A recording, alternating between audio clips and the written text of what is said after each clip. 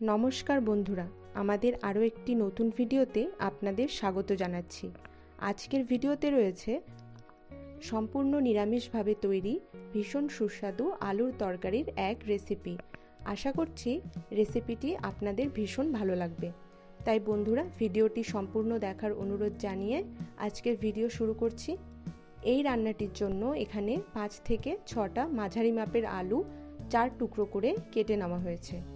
এবার মিক্সিতে বেটে নেওয়ার জন্য কয়েকটা কাজু, চারমগজ, কিশমিশ, পোস্ত, কয়েকটা কাঁচা লঙ্কা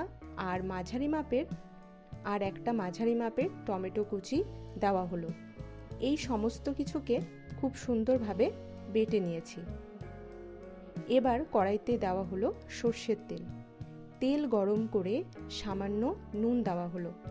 এরপর একে একে আলুর টুকরোগুলো দিয়ে ভাজা শুরু করতে হবে।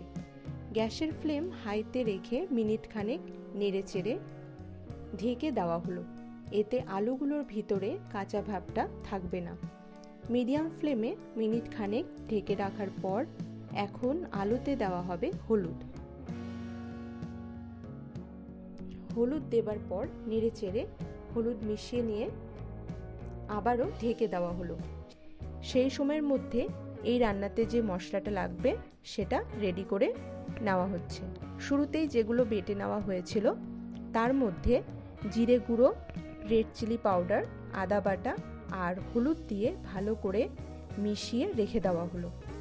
এবার ঢাকা খুলে আলু ভাজা হয়ে গেলে কড়াই থেকে তুলে নিতে হবে।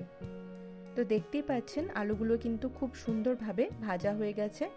মাঝে দুবার ঢাকা খুলে নেড়েচেড়ে দেওয়া হয়েছিল যাতে সব দিক সমানভাবে ভাজা হয়ে যায়। আলু তুলে নেওয়ার পর ওই তেলেই প্রথমে ফোড়নে দেওয়া হলো শুকনো লঙ্কা, তেজপাতা আর গোটা গরম মশলা। এগুলোকে আগে কয়েক সেকেন্ড ভেজে তারপরে দিতে হবে গোটা জিরে। এরপর ফোড়নগুলোর থেকে একটা সুন্দর গন্ধ আসতেই বাটা মশলাগুলো দিয়ে কষানো শুরু করতে হবে।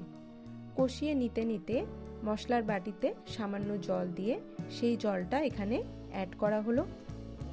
এবারে স্বাদ মতো নুন দিয়ে 2 মিনিট মতো কষিয়ে নিয়ে সামান্য চিনি দিয়ে দেওয়া হলো। চিনি দেওয়াতে কিন্তু এই রান্নাতে সুন্দর একটা টেস্ট আসবে।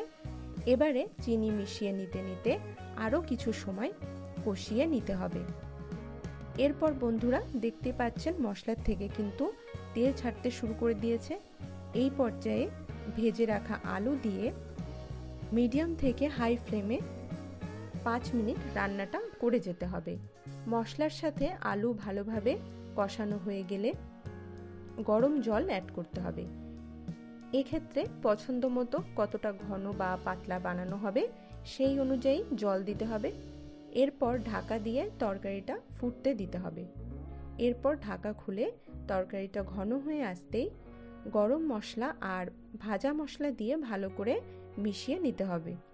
ভাজা মশলার মধ্যে এখানে জিরে, শুকনো লঙ্কা আর তেজপাতা শুকনো খোলায় ভেজে গুঁড়ো করে নেওয়া হয়েছে।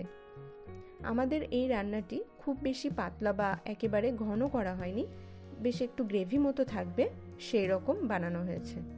সবশেষে 1 চামচ ঘি মিশিয়ে কিছু সময় ঢাকা দিয়ে গ্যাসের ফ্লেম একদম বন্ধ করে দিয়ে রেস্টে রাখা হলো। মিনিট 15 বাদে পরিবেশন করে নেওয়া হচ্ছে। বন্ধুরা, রেসিপিটি আপনাদের কেমন লেগেছে কমেন্ট করে জানাবেন। ভালো লাগলে প্লিজ একটা লাইক আর চ্যানেলটি প্লিজ সাবস্ক্রাইব করে দেবেন। তাহলে আজকের ভিডিও এ পর্যন্তই। দেখা হচ্ছে পরের ভিডিওতে। সকলেই ভালো থাকবেন। ধন্যবাদ।